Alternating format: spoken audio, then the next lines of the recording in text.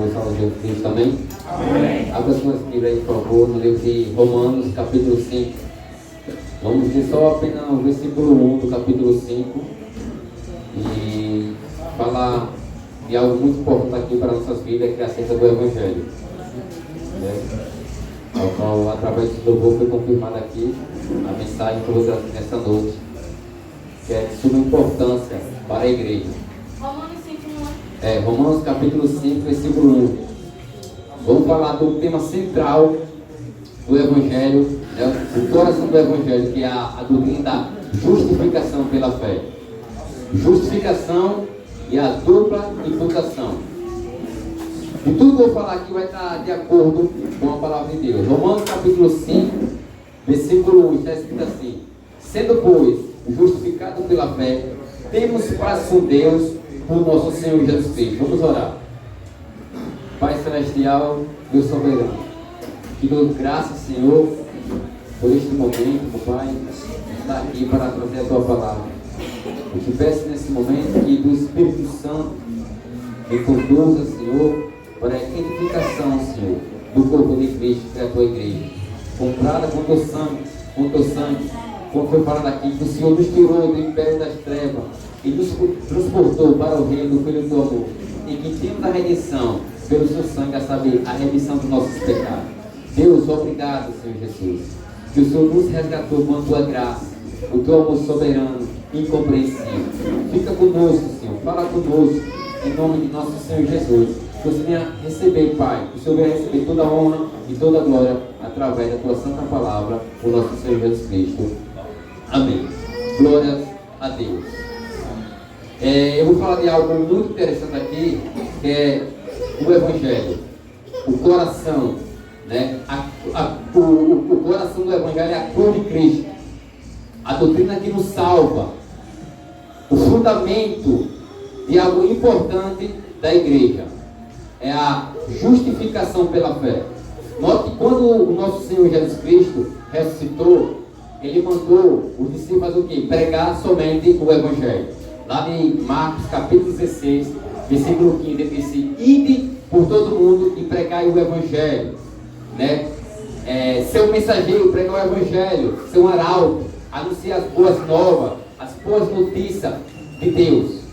E o Evangelho é o único meio de nós ser salvos. Por quê? Porque ele é o poder de Deus.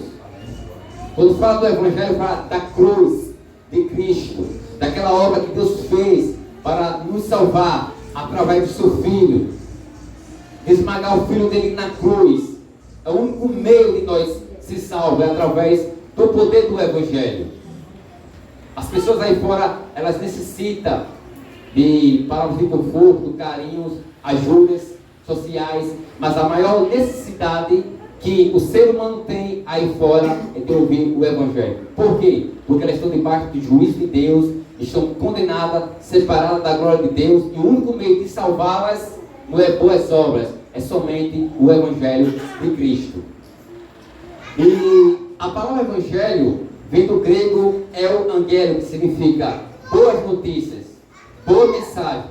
Essa boa notícia consiste na obra de Deus em salvar o mundo através da morte de seu Filho Jesus Cristo na cruz do Calvário. Então, a palavra Evangelho significa boa notícia, boa mensagem, e essa boa notícia, essa boa mensagem consiste na obra de Deus em salvar o mundo através da morte de seu Filho Jesus Cristo na cruz do Calvário. Segundo, o tema central do Evangelho é a vida, morte, sepultamento e ressurreição de Cristo, como Paulo afirma aos Coríntios. Veja só, o tema central do Evangelho é falar da vida, morte, sepultamento e ressurreição de Cristo. Esse é o tema central do Evangelho. Essa é a boa notícia de Deus, a boa mensagem de Deus. O tema central em tudo é o Filho de Deus, tanto no Velho Testamento como no Novo. Ainda que nós pregamos os sermões do monte, né, do capítulo 5 e do capítulo 24, mas o coração do Evangelho está aqui na justificação pela fé, na obra de Deus salvar o mundo através do quê? Do seu Filho, na cruz do Calvário. O tema central do Evangelho é a vida, morte, sepultamento e ressurreição de Cristo, como Paulo afirmou aos Coríntios. Está escrito, não precisa abrir, né? 1 Coríntios capítulo 15, versículo 3. Porque primeiramente vos entreguei o que também recebi. Paulo está passando para a igreja aquilo que ele recebeu, ele está passando para a igreja. O que recebi? Que Cristo morreu por nossos pecados, segundo as Escrituras, e que foi sepultado e ressuscitou ao terceiro dia, segundo as Escrituras. Veja só que as Escrituras testificam e comprovam que Cristo morreu pelos nossos pecados, que Ele foi morto, que Ele foi crucificado na cruz, que Ele foi sepultado, que Ele ressuscitou ao terceiro dia, conforme o que? Novamente, as Escrituras, o Testamento. Terceiro, mas por que Cristo teve que morrer na cruz? É uma pergunta, não precisa responder. Mas por que Cristo teve que morrer na cruz? Para nossa justificação. Toda vez que você ouviu eu falando aqui sobre justificação, justiça ou justificar, está se referindo a perdão de Deus. Cristo teve que morrer na cruz para a nossa justificação. Cristo teve que morrer na cruz por causa do caráter de Deus. Preste bem atenção. Jesus teve que morrer naquela cruz por causa do caráter de Deus e por causa do caráter do homem. O caráter de Deus é santo e justo. O caráter do homem é caído, pecador e corrupto. Mas por que Cristo tem que morrer na cruz para a nossa justificação? As Escrituras, novamente, as Escrituras ensinam que Deus é um Deus justo. Sendo justo, Ele não pode ser moralmente neutro ou apático. Ele ama a justiça e odeia o que é mal. Então, Cristo teve que morrer naquela cruz do Calvário. Ele teve que se fazer maldição naquela cruz por causa do caráter de Deus, que é santo e justo, e por causa do nosso caráter, por causa do caráter do homem, que é caído, pecador e corrupto. Então as Escrituras ensinam que Deus é um Deus justo. Sendo justo, Ele não pode ser moralmente neutro ou apático. Ele ama a justiça e odeia o que é mal. Deus odeia o que é iníquo, Deus odeia o pecado e quem quebra a sua lei. Salmos capítulo 9, versículo 7. Mas o Senhor está sentado perpetuamente, já preparou o seu tribunal para julgar. Então, Salmos 9, versículo 7 fala que Deus, o justo juiz, está sentado perpetuamente no seu trono de justiça, como também está escrito no Salmos 97, versículo 2, que justiça e juízo é a base do trono de Deus. Então, Salmos 9, versículo 7 vai dizer, mas o Senhor está sentado perpetuamente, já preparou o seu tribunal para julgar com justiça. Gênesis capítulo 18, versículo 25, não faria justiça o juiz de toda a terra? Se Deus é justo, Ele tem que fazer o quê? Punir tudo aquilo que é contrário à sua natureza, ao seu caráter. Deus não pode ser neutro ou apático acerca do mal. A justiça de Deus, ela é demonstrada em forma de ira. Deus não pode chegar e soltar todo mundo do inferno, não. Por quê? Porque isso ia de contra o seu caráter. Por exemplo, se tem um juiz e ele tem um filho, e o filho dele comete crimes, ainda que ele ame o filho dele, se ele é justo, ele faz o quê? Condenar o filho. Bem assim é Deus. Sendo Deus justo, Ele não pode soltar todo mundo do inferno. Não, a justiça dele exige que Ele tem que punir o transgressor, como diz aqui Gênesis 18, versículo 25. Não faria justiça o juiz de toda a terra? Veio 6. Mas por que Cristo teve que morrer na cruz? Para a nossa justificação. O caráter de Deus, a justiça de Deus, ordena que Ele condene o pecador ao inferno. Essa condenação é aplicada enviando o pecador ao inferno. A justiça de Deus demanda que Ele aplique a punição. A justiça de Deus demanda que Ele aplique a punição no pecador. Essa punição vem na forma de condenação eterna. Então, quando Deus envia uma pessoa ao inferno, é por causa da sua justiça, por causa do seu caráter.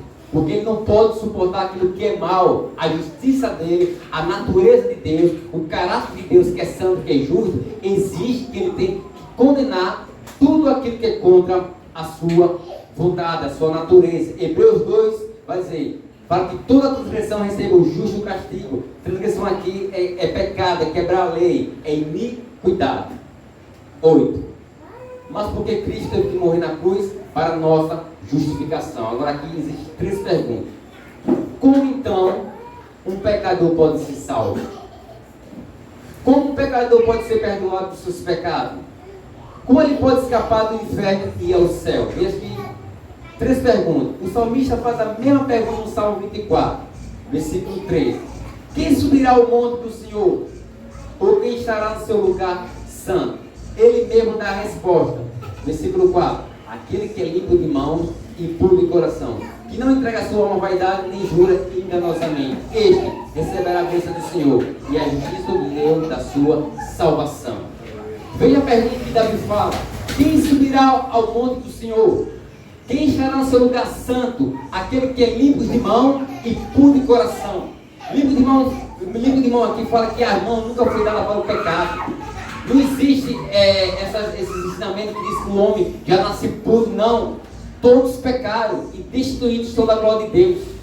Mão fala de quem subirá ao monte do Senhor, quem estará no seu lugar santo? Aquele que é limpo de mão e puro de coração, que não entrega a sua alma à vaidade, nem jura enganosamente.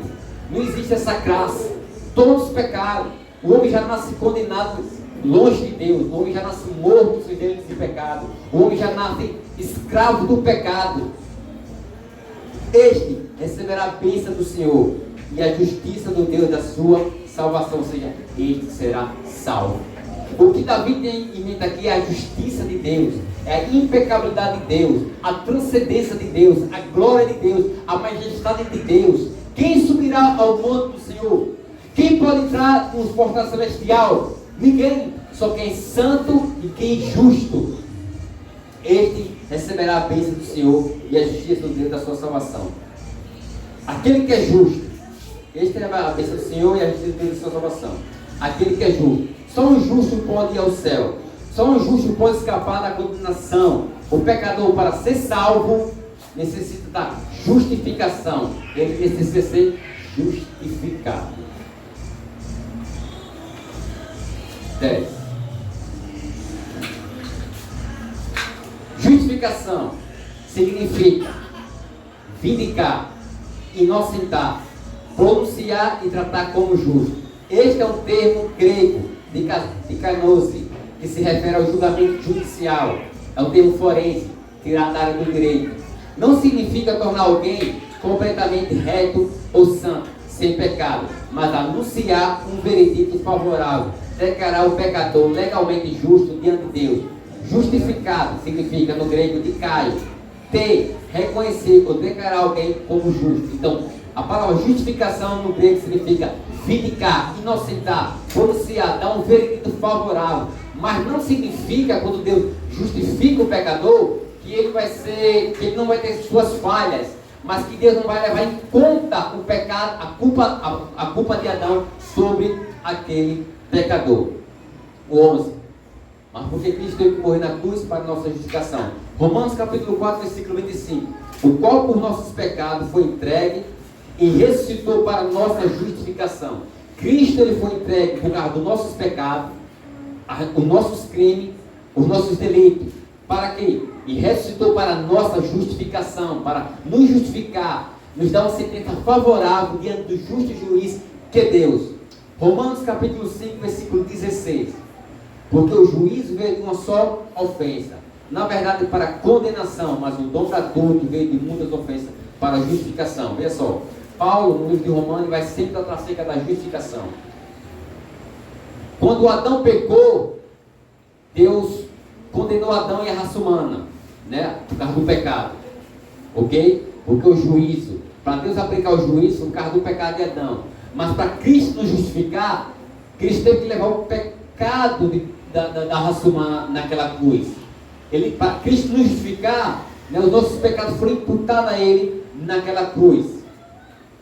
Porque o juízo veio de uma só ofensa, na verdade para condenação, mas o dom gratuito vem de muitas ofensas para justificação. Gálatas capítulo 2, versículo 16. Sabendo que o homem não é justificado pelas obras da lei, mas pela fé em Jesus Cristo. Temos também crido em Cristo Jesus, para sermos justificados pela fé em Cristo, e não pelas obras da lei. Porquanto pelas obras da lei nenhuma carne será justificada. Tito capítulo 3, versículo 7, para que, sendo justificados pela sua graça, sejamos feitos herdeiros segundo a esperança da vida eterna. Então, o único meio de nós ser justificado é através da graça de Deus, do favor imerecido daquilo que nós não merecemos. O 13. Porém, a justificação, preste bem atenção aqui agora. Porém, a justificação do pecador por parte de Deus nos leva a um grande dilema contido nas Escrituras. Provérbios 17, versículo 15. O que justifica o ímpio, preste bem atenção. Porém, a justificação do pecador por parte de Deus nos leva a um grande dilema contido na Escritura. Está escrito em Provérbios 17, versículo 15. O que justifica o ímpio e o que condena o justo, tanto um como o outro, são abomináveis ao Senhor. Esse dilema. Como Deus justifica o ímpio, que é merecedor do inferno, sem se tornar uma abominação? Ele não pode nos justificar. Ele não pode nos salvar. É justo Deus nos salvar? Não precisa responder. É justo Deus salvar a raça humana como uns pensa aí? Eu mereço a salvação. Eu sou uma pessoa boa. Deus merece me salvar. Eu mereço ser salvo. Esse dilema, como Deus justificou o ímpio, que é merecedor do inferno, sem se tornar uma abominação? Deus não pode simplesmente chegar, abrir o inferno e soltar todo mundo, salvar todo mundo.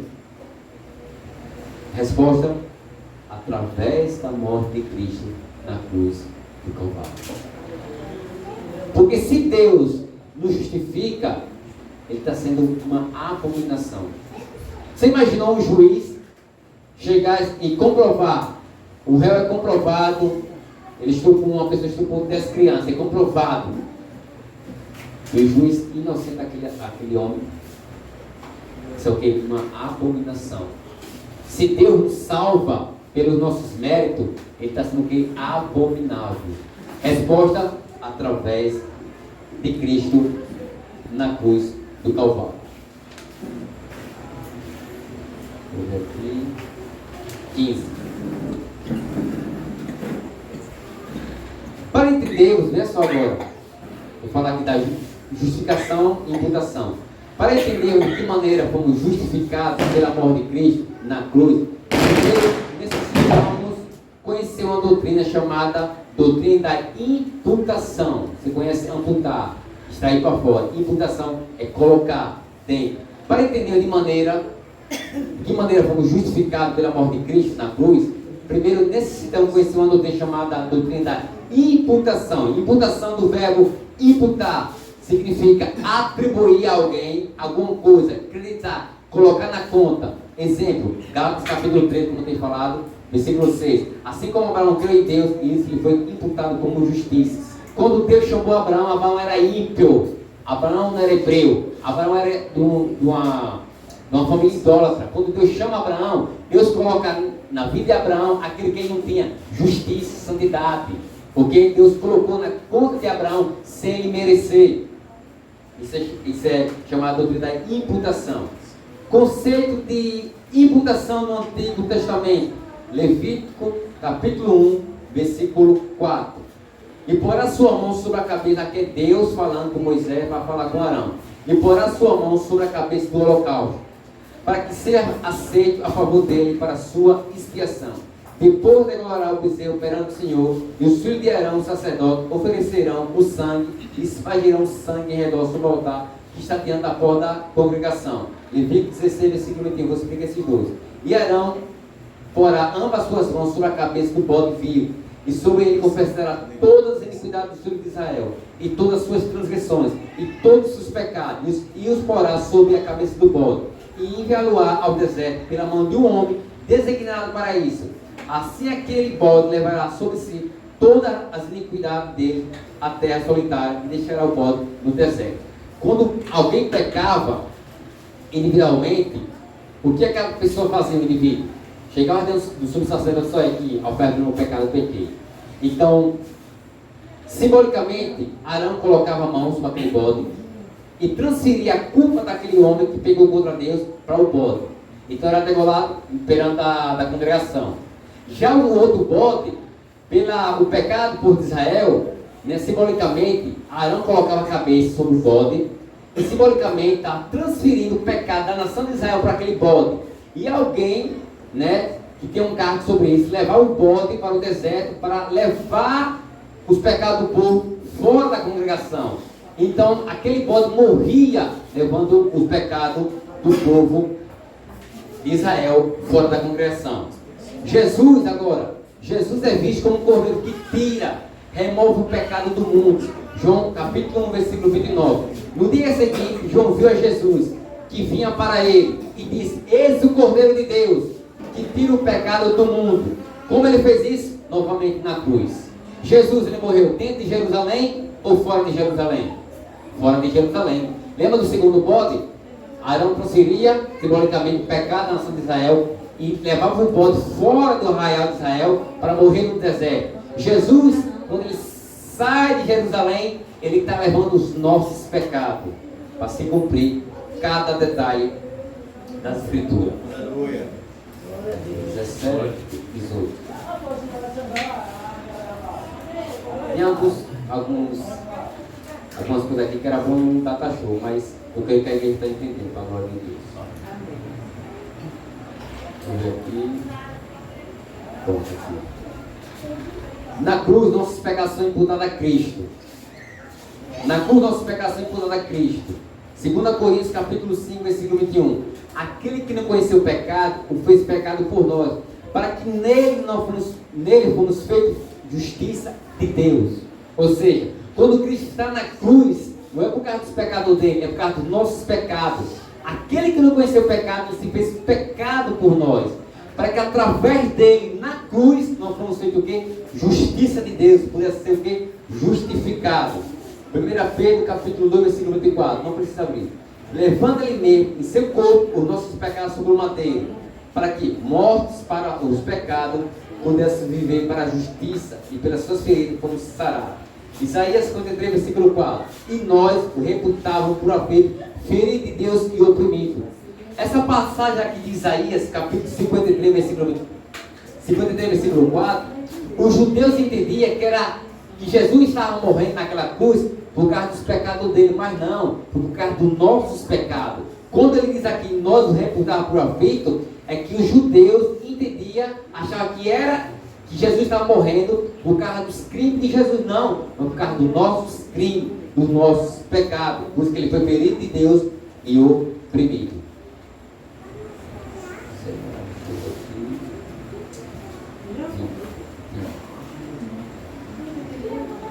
Eu desci até um estudo disso aqui lá com o pastor Mário, na quinta-feira.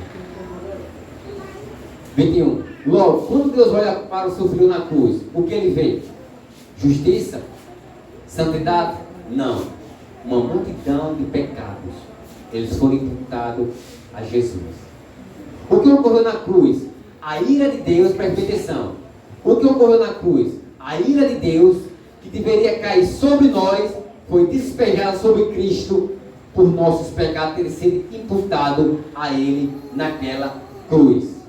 Entretanto, se isso fosse tudo que ocorreu na cruz, a imputação dos seus pecados a Cristo, isso não é suficiente para te justificar. Isso apenas deixa você inocente dos seus pecados. No máximo, te levaria do inferno. Veja só, se o que aconteceu na cruz, por exemplo, aquilo que aconteceu na cruz, se Jesus só morresse pelos seus pecados, ele não passava por todo aquele processo, né, de ser zombado. Não, ele descia logo no céu e ia para a cruz. Por quê? Porque para nós ser salvos, nós precisamos ser justificados. Se aquilo fosse suficiente só ele morrer na cruz, mesmo assim nós estávamos perdidos. Por quê? Porque para entrar no céu, lembra? Ele falou, tem que ser santo e tem que ser justo. Entretanto, se isso foi tudo que ocorreu na cruz, a imputação dos seus pecados a Cristo, isso não é suficiente para te justificar. Isso apenas deixa você inocente dos seus pecados. No máximo, te livraria do inferno. Aqui é uma hipérbole. Esse fato não te torna justo. Ok? O fato de Jesus só morrer na cruz não te torna justo. Você vai entender por quê. Não te dá mérito para ir ao céu. Por quê, David? Irmão David? Não é inocência que te leva para o céu, mas sim justiça. Jesus não morreu na cruz para deixar nós inocentes. Não é inocente que entra no céu. Todos nascem condenados. Por isso que eu tenho uma pergunta ao irmão: se você nasce amigo de Deus ou inimigo? Ele é amigo, senão nós já nascemos inimigos de Deus, filhos da ira, condenados, escravizados, acorrentados e andando no curso deste mundo. Ninguém nasce bonzinho. Todas as crianças, todos os bebês que nascem já nascem condenados. Nossos filhos não nascem cristãos, nossos filhos nascem ímpios. Para ele ser salvo, nós temos que pregar o Evangelho para o Espírito Santo e abrir o coração e a mente dele. Porque não é consciência que leva ninguém ao céu, mas sim justiça. Então eu não estou dizendo que Deus não salvou uma criança que morre e não tem discernimento, mas que todos pecaram. Não é inocência que te leva para o céu, mas sim justiça. Porque no céu só entra quem é santo e quem é justo. Mateus capítulo 5, versículo 20. Porque eu vos digo que, se a vossa justiça não exceder a dos escribas e fariseus, de modo nenhum entrarei no reino do céu. Quem eram os fariseus? Pessoas que se consideravam justas. Pessoas que queriam o quê? Holofote. Queriam aplauso das pessoas. Mas eles estavam o quê? Condenados. Para nós ser salvos, tem que ter uma justiça que excede toda a justiça da terra.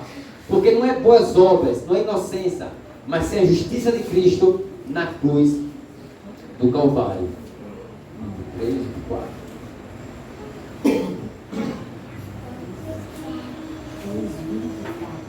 Não há justiça no homem para ele ser salvo. Não há justiça nele para ser considerado justo diante de Deus. Para isso ocorrer, a justiça de Cristo deve ser imputada no homem. Você lembra que quando Jesus estava dizendo Ele lama sabachthani, Deus meu, por que me desamparaste? Porque naquele momento os nossos pecados foram colocados em Cristo naquela cruz. Quando Deus olha para Jesus naquela cruz, Ele não vê o Filho, Ele vê os nossos pecados. Então quando Ele está clamando, Deus meu, por que me desamparaste? Naquele momento Deus está transferindo os nossos pecados para Cristo. E a justiça de Cristo colocando na nossa conta. Por isso que Ele recebeu a ira e foi esmagado. Não há justiça no homem para ele ser. Não há justiça no homem para ele ser salvo. Não há justiça nele para se considerar justo diante de Deus. Para isso ocorrer, a justiça de Cristo deve ser imputada no homem. Por isso é que Cristo obedeceu todos os mandamentos, cumpriu toda a justiça de Deus, foi obediente a toda a lei de Moisés. Ele foi o único homem justo na terra. Mateus capítulo 5, versículo 17. Não podeis que vim destruir a lei e os profetas. Não vim destruir, mas cumprir. Porque em verdade eu vos digo que, até que o céu e a terra passem, nenhum jota ou um tio jamais passará da lei, sem que tudo seja cumprido. Qualquer coisa que violar destes mandamentos, por menor que seja, e assim ensinar aos homens, será chamado o menor no reino do céu. Todos nós violamos os mandamentos de Deus. Todos violaram. Não existe esse que cumpriu a lei de Deus. Aquele, porém, que os cumprir e ensinar será chamado grande no reino dos céus. Mateus capítulo 3, versículo 14. Versículo 14. Mas João opunha-se dizendo: eu quero ser batizado por ti, e vem tu a mim. Jesus, porém, respondeu e disse: deixa por agora, porque assim nos convém cumprir toda a justiça de Deus. Então ele permitiu. Jesus cumpriu toda a lei de Deus. Jesus cumpriu toda a justiça de Deus. Ele foi considerado totalmente justo, sem pecado, e possui todos os méritos da lei. É só através de quem? De Cristo. Amém. Aqui está a obra gloriosa que Deus fez para nos salvar através do seu Filho naquela cruz do Calvário. Aqui está o coração do Evangelho, a justificação, a doutrina que nos salva. A doutrina que nos salva. Ainda que o Sermão do Monte seja profundo, o capítulo 5, o capítulo 24, o coração do Evangelho está aqui. Porque só tem Sermão do Monte por causa dessa doutrina aqui. Porque se Jesus não ressuscitasse, como teria o Sermão do Monte?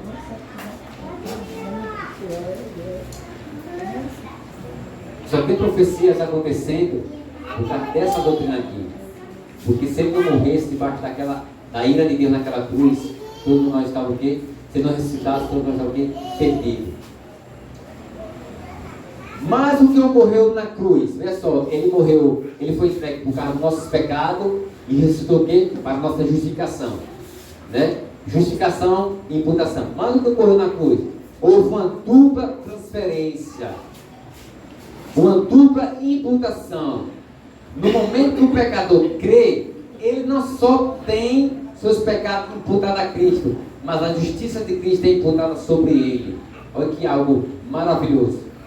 Naquela cruz do Calvário, que Cristo fez maldição por causa dos nossos pecados, que Cristo começa a clamar: meu Deus, por que me desampara?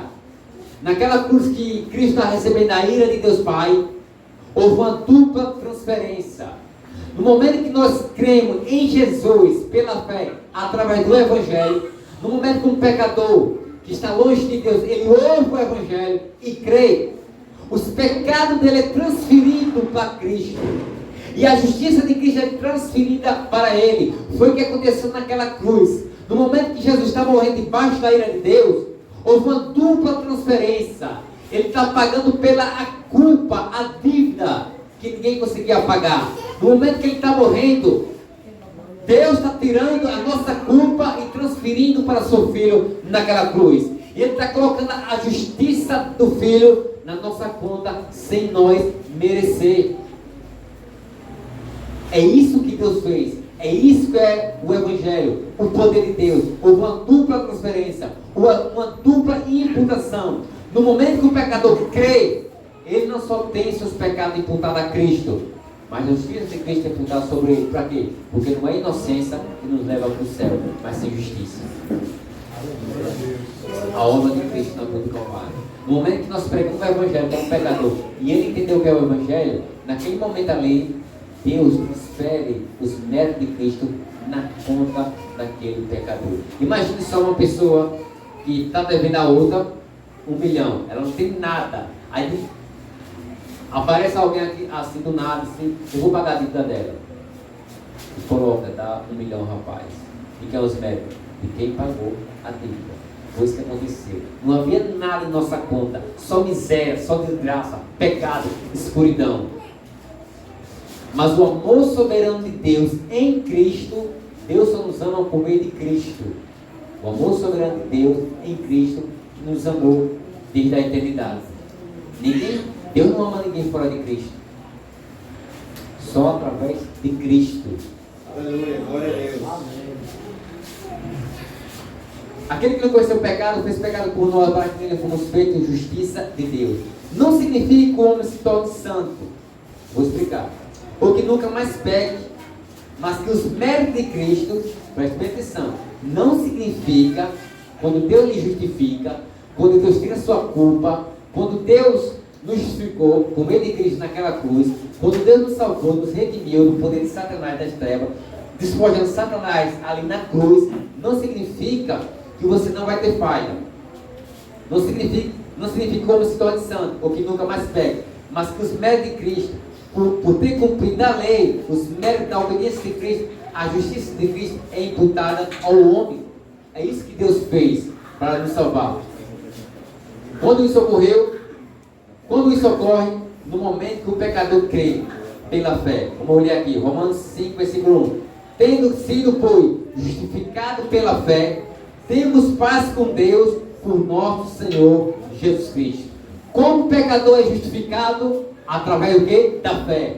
A fé ela vem através do quê? Da pregação do Evangelho. De sorte que a fé vem pelo ouvir, e ouvir o quê? A palavra de Deus, o Evangelho. Não que está pregando aí fora, mas somente no Evangelho. O Evangelho que nos justifica, o Evangelho que nos santifica, o Evangelho que tira nossa culpa. Paulo fala em Romanos 1, versículo 16, porque eu não me envergonho do Evangelho de Cristo, pois é o poder de Deus. Quando Paulo fala, eu não me envergonho do Evangelho de Cristo, ele usa uma palavra chamada litotes. É como se Paulo estivesse falando assim, eu me orgulho do Evangelho de Cristo, porque ele é o poder de Deus para a salvação. Romanos 3, versículo 24, sendo justificados gratuitamente pela sua graça, pela redenção que é em Cristo Jesus. É somente pela graça que somos justificados através da obra de Cristo na cruz do Calvário. A justificação de um pecador, a imputação dos seus pecados a Cristo e a imputação da justiça de Cristo a Ele ocorre pela fé. E como a fé acontece? Através do Evangelho. Romanos capítulo 1, versículo 17. Porque nele se descobre a justiça de Deus de fé em fé. Como está escrito, mas o justo viverá da fé. Depois que o justo é justo, depois que o pecador é justificado, esse justo agora vive o quê? Pela fé. Quando Paulo fala aqui, porque nele se descobre a justiça de Deus, nele se descobre qual justiça? Nele quem? No Evangelho. Você descobre o perdão de Deus através do quê? Do Evangelho. Através do quê? Da fé. Porque nele se descobre a justiça de Deus. Nele quem? No Evangelho. De fé em fé. Como está escrito, mas o justo viverá da fé. Quando Paulo fala que mais o justo viverá da fé, não está dizendo que esse ensinamento errado aí não. Vai que tem a fé que Deus vai falar assim, não é isso não. Quando o pecador é justificado, ele agora entende daquilo que ele foi salvo, ele vai ver para a glória de Deus, entendendo que os méritos de Cristo foi colocado na sua conta e ele vive uma vida justa, confiando através da fé só nos méritos de Cristo na cruz do Calvário. Porque cada um de nós será salvo como ladrão na cruz, levando só os méritos de Cristo. Só os méritos de Cristo na cruz do Calvário. Só os méritos de Cristo. Todos pecaram. Romanos 3, versículo 23. Todos pecaram e destituídos estão da glória de Deus. É só através do amor soberano de Deus, da graça soberana. Não existe ninguém bonzinho na face dessa terra. Aí você fala para as pessoas, rapaz, se arrependa. Jesus vai voltar no juízo para julgar. Não, nunca fiz nada de errado. Está cheio de pessoas essa hora lá. Ele nunca matou no inferno, nunca matou, nunca fez nada. As pessoas bonzinhas estão lá, na escuridão, nas trevas, e sofrerão a ira de Deus naquele grande dia. É só através da cruz, da obra de Cristo na cruz do Calvário. Porque não me envergonho. Esse é o poderoso Evangelho. Vou ver aqui. Através do Evangelho. Esse é o poderoso Evangelho. Porque não me envergonho do Evangelho de Cristo, pois é o poder de Deus para a salvação de todo aquele que crê, primeiro do judeu e também do grego. O interessante é que as pessoas, ela quer dar jeitinho dentro das congregações para atrair o pecador. Só o Evangelho é suficiente. Paulo está dizendo que o quê? Ele é o poder de quem? De Deus. As pessoas estão acrescentando e diminuindo para tentar salvar os pecadores. Olha aqui, porque não me envergonho do Evangelho. Essa era a mensagem dos apóstolos. Aí Paulo chega lá em Coríntios, na sua primeira carta, capítulo 2, versículo 2. Porque a mim nada propus somente vós, senão a Cristo esse crucificado. Essa era a mensagem dos apóstolos. Somente Cristo. Paulo nunca sabia de filosofia de Platão, de Aristóteles, de Pedro, não. Cristo. Sabe que essas pessoas se converteu? Por causa do Evangelho de Cristo. A cruz. E o Evangelho não é suficiente mais para essas pessoas. Sempre tem que ter um jeitinho. Não é o jeitinho brasileiro, né? E às vezes enchendo e não conhece aqui o glorioso Evangelho.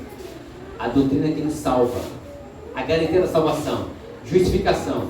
Deus nos salva em 3 tempos, como foi falado aqui. Passado, presente e futuro. Passado ele tira a culpa, justificação. Presente, santificação. Ação do pecado. Ele nos santifica pelo poder do Espírito Santo. Futuro, glorificação.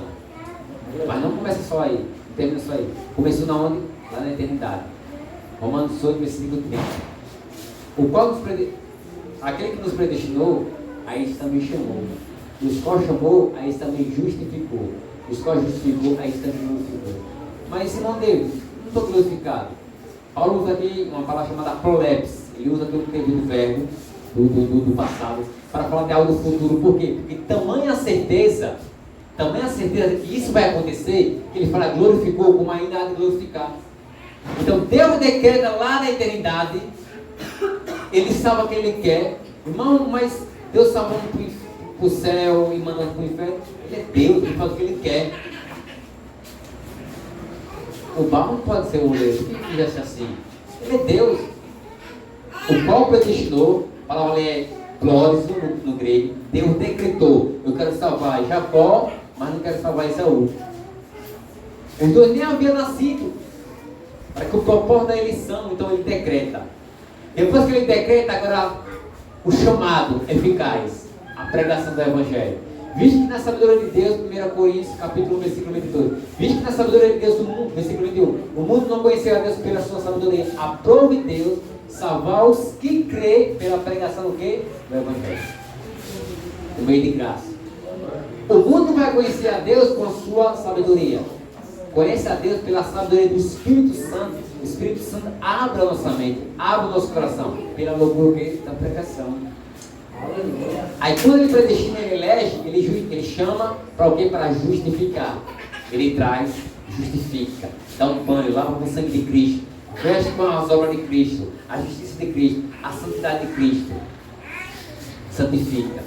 Para no final acontecer algo maravilhoso, chamado de doshazo no grego. Aquilo que é perfeito, feio, deixar brilhoso, glorioso. É quando Deus vai tirar o pecado de vez da nossa natureza. Nós receberemos um corpo como de Cristo. Como diz 1 de João, capítulo 3, versículo 2. Amados, agora somos filhos de Deus. E ainda não é manifesto o que havemos de ser. Mas sabemos que quando Ele se manifestar, seremos como Ele. Porque assim como nós seremos. Cristo é como? Glorificado. Cristo é Deus homem eternamente. O corpo que Jesus morreu, Ele ressuscitou e está com esse mesmo corpo lá no céu. Com as marcas lá no céu. Glorificado. Porque assim como é, seremos corpo glorificado. Olha a obra que Deus fez. Não é que o homem tem capacidade de ser salvo pelas suas obras. Ai, irmão, mas eu nunca matei, nunca fumei, não fez nada. Está cheio de pessoa lá no inferno nessa hora, na escuridão, nas trevas.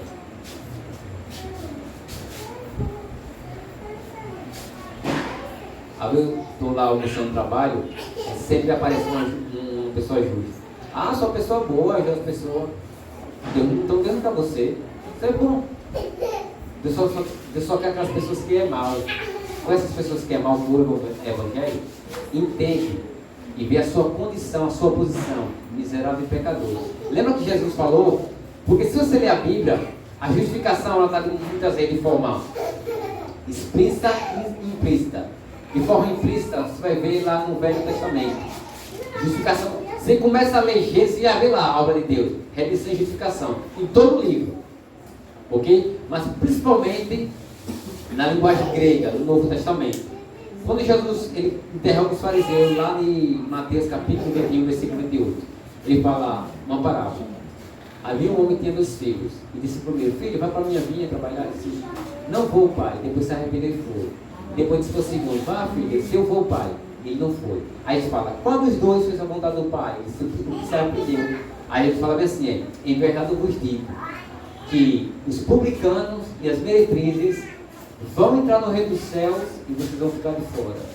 Porque João Batista veio pregando o Evangelho, o caminho da justiça, e eles todos se arrependeram.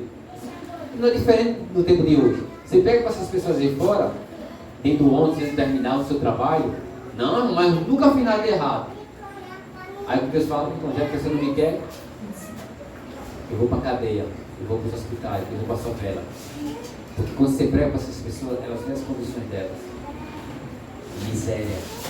Bem-aventurados os pobres de espírito, porque eles herdaram o reino de Deus. O pobre de espírito aqui é aquele que depende de Deus, da glória de Deus para ser salvo. É uma dependência. Pobre. O que é que o pobre depende? De tudo. Nós dependemos de quê? De tudo. E vem de Deus. Deixa eu ver aqui.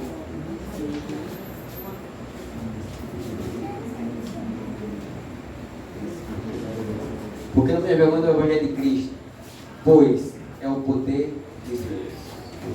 E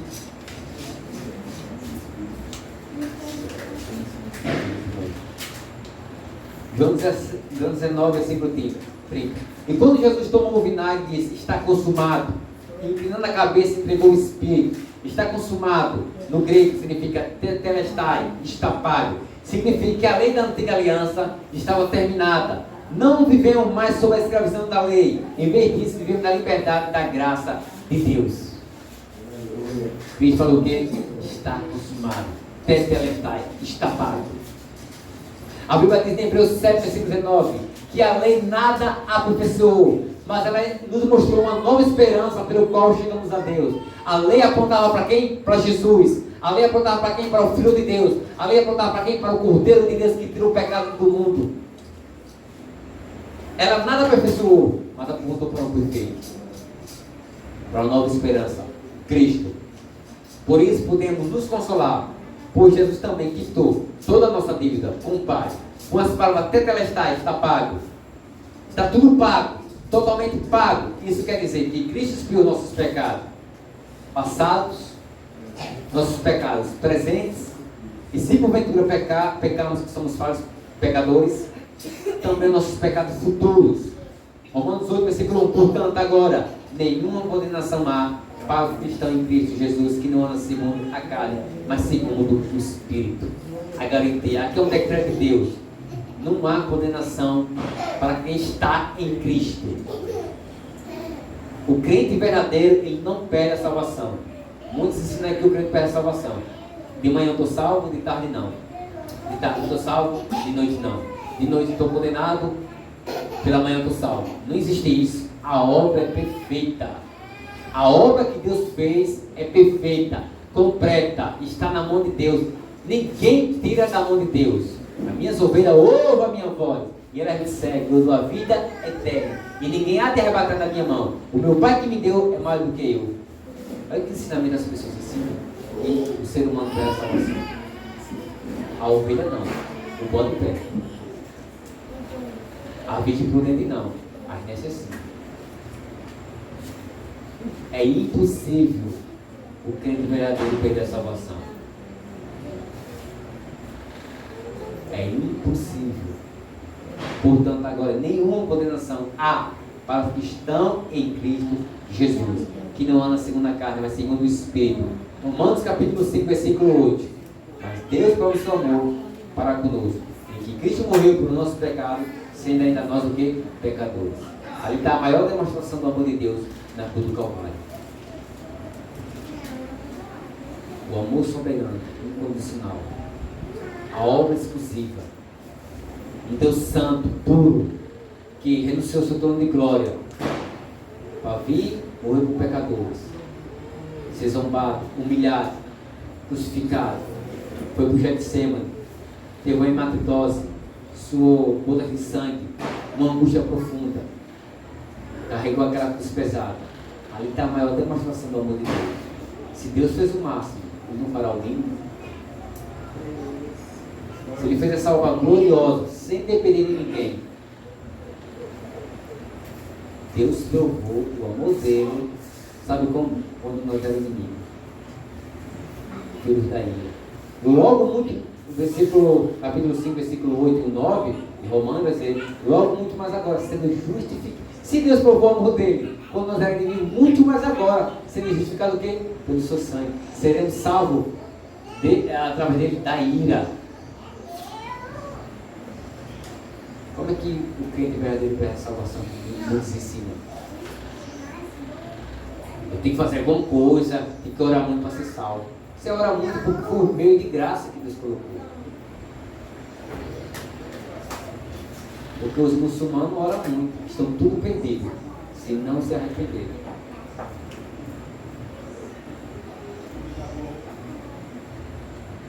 Não é através daquilo que eu faço. É através daquilo que o Filho de Deus fez naquela cruz, morrendo por nós pecadores, naquela cruz do Calvário. O amor de Deus, a demonstração do amor de Deus, porque Jesus não morreu pelos nossos sonhos. Ele morreu por causa do nosso pecado, para nos dar uma disciplina favorável diante do Pai, no reino do céu. Esse é o Santo Evangelho. O glorioso é o Evangelho. Somente o Evangelho nos salva. O coração do Evangelho é a cruz de Cristo. Que Deus abençoe em nome de nosso Senhor Jesus. Amém. Glória a Deus.